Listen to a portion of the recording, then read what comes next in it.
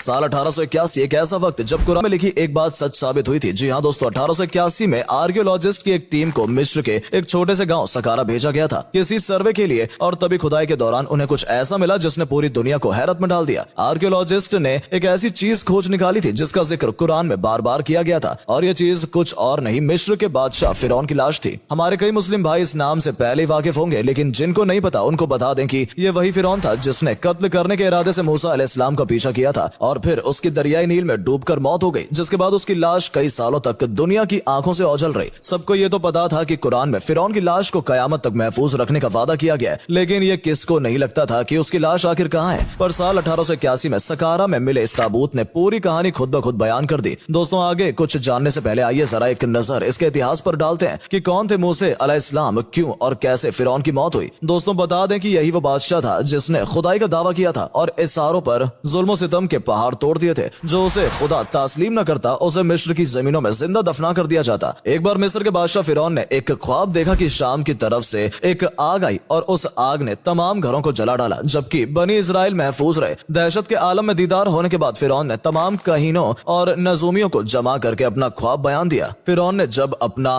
ख्वाब काहिनों और नाजुमियों को बताया तो उन्होंने उसकी ताबीर ये बताई कि बनी इजराइल में एक बच्चा पैदा होगा और उसके हाथों अहले मिस्र की हलाकत होगी। बनी इजराइल के यहाँ भी शुरू से ही यही बात मशहूर थी, लिहाजा इस ख्वाब के बाद वो काफी ज्यादा फिक्रमंद हो गया और साथ ही फिरौन के दिल में भी एक डर सा बैठ गया। ये सब सुनकर फिरौन ने बिना वक्त गवाए हुक्म जारी कर दिया कि बनी इजराइल में पैदा होने वाले तमाम लड़के कत्ल कर दिए जाएं। उसने अपने लोगों को हुक्म दिया कि जिस भी घर कोई लड़का पैदा होता है तो उसको तुरंत कत्ल कर देना। इस हुक्म के मुताबिक फिरौन के हवाली और उसके सिपाहियों ने हर मुमकिन कदम उठाया ताकि कोई भी पैदा हुआ लड़का जिंदा न बच पाए, लेकिन अल्लाह के फैसले अटल होते हैं। देखते ही देखते बनी इजराइल के हजारों जन्मे बच्चे जिबा कर दिए गए। फिर एक वक्त वो आया कि जब महल के कुछ सरदारों ने फिरौन से कहा कि अगर बनी इजराइल के लड़कों का इसी तरह कत्लेआम होता रहा तो हमें आइंदा यानी आने वाले भविष्य में खिदमतकार मिलना मुश्किल हो जाएंगे, और फिर हमारे ये कमतर, घटिया और गलीज काम कौन करेगा। इस पर फिरौन ने हुक्म जारी किया कि 1 साल छोड़कर बच्चे कत्ल किए जाएं। पर अल्लाह ताला का करिश्मा तो देखिए, उन्होंने न सिर्फ मूसा अलैहिस्सलाम को पैदा किया बल्कि उनकी परवरिश उसी फिरौन के घर में करवा दी। मूसा अलैहिस्सलाम जब बड़े हुए तो उन्होंने फिरौन को इस्लाम कबूल करने की दावत दी, लेकिन वो खुदाई का दावा करते हुए उन्हें कत्ल करने का मंसूबा बनाने लगा। मूसा को खत्म करने के लिए वो अपना लश्कर तैयार ही कर रहा था कि मूसा अलैहिस्सलाम अल्लाह ताला के हुक्म से बनी इजराइल को लेकर दरियाए नील की तरफ चल पड़े। जैसे ही फिरौन को इस बात की खबर मिली कि मूसा दरियाए नील की तरफ जा रहा है, उसने अपना लश्कर लेकर उनका पीछा करना शुरू कर दिया। आगे दरियाए नील थी और पीछे फिरौन का लश्कर। लोगों को लगा या तो मूसा की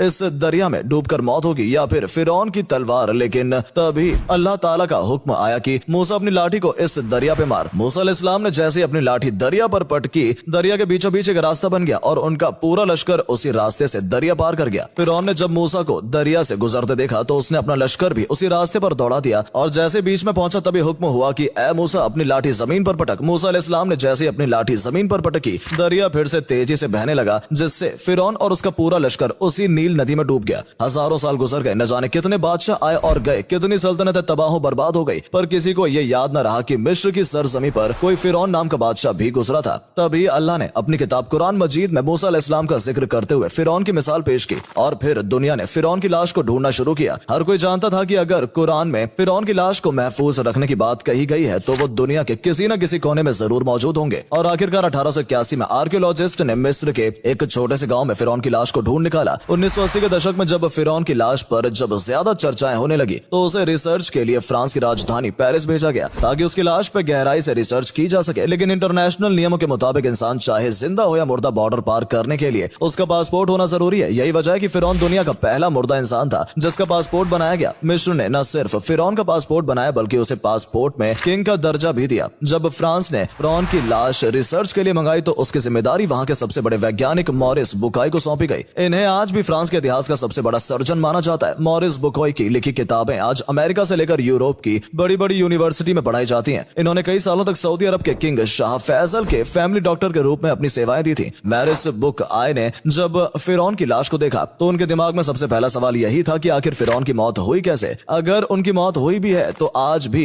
ये इस रूप में कैसे है। अपनी रिसर्च के दौरान उन्होंने देखा कि फिरौन ने पूरे जिस्म में नमक लगा हुआ है। इस बात का सबूत है कि इनकी समंदर में डूबकर मौत हुई है और इसके बाद ही लाश पानी से बाहर आई है। लेकिन अब सवाल था कि समंदर में डूबने के बाद लाश बाहर आई तो आई कैसे और इतने सालों तक महफूज कैसे रही। वो अभी इन्हीं सवालों से घिरे हुए थे कि उनके एक साथी ने कहा कि इसमें इसमें इतना सोचने वाली क्या बात है? मुसलमान तो सदियों से मानते आए हैं कि फिरौन डूबकर मरा था। पहले तो उन्होंने उसकी बात पर गौर नहीं किया, लेकिन जब दूसरे वैज्ञानिक ने बताया कि फिरौन के मरने का पूरा वाक्य कुरान में जिक्र किया गया तो वो हैरान रह गए। उन्होंने कहा कि आखिर मुसलमानों को इतना सटीक डेटा मिला कहां से, जबकि फिरौन की मम्मी को मिले हुए बस 200 साल हुए हैं। मॉरिस बुकाई रात भर कुरान में बताए गए फिरौन के उस किस्से के बारे में सोचते रहे कि कैसे 1400 साल पहले कोई किताब इतनी सटीक जानकारी दे सकती है। इस रिसर्च के बाद फ्रांस ने मम्मी को कांच के गिलास में पैक कर वापस मिस्र भेज दिया और मॉरिस बुकाई जिद्दा में होने वाली मेडिकल कॉन्फ्रेंस में हिस्सा लेने के लिए सऊदी अरब रवाना हो गए। सऊदी में होने वाली इस कॉन्फ्रेंस में दुनिया भर के वैज्ञानिक और शोधकर्ता आए हुए थे। मॉरिस बुकाई भी फिरौन पर की गई अपनी इस रिसर्च को बताने के लिए वहां पर मौजूद थे। तभी स्टेज पर कुरान की सूरह यूनुस की आयत नंबर 92 पढ़ी गई कि अब तो हम तेरी लाश को ही बचाएंगे ताकि तू आने वाली नस्लों के लिए निशाने इबरत बने। दुनिया में बहुत से इंसान ऐसे हैं जो हमारी निशानियों से गफलत बरतते हैं। इतना सुनना था कि मॉरिस बुकाई मारे जोश के चीख पड़े और भरी महफिल में खड़े होकर सबके सामने ऐलान कर दिया कि मैं आज इस्लाम कबूल करने का ऐलान करता हूं और अल्लाह की किताब कुरान पर ईमान लाता हूं। फ्रांस जाने के बाद मॉरिस बुकाई ने लगातार 10 सालों तक कुरान और विज्ञान पर रिसर्च की और यह साबित किया कि कुरान की एक भी आयत साइंस के सिद्धांतों से नहीं टकराती, बल्कि साइंस आज जो कुछ बताता है कुरान ने उसे हजारों साल पहले ही बयान कर दिया है। फिरौन की लाश आज भी पूरी दुनिया के लिए एक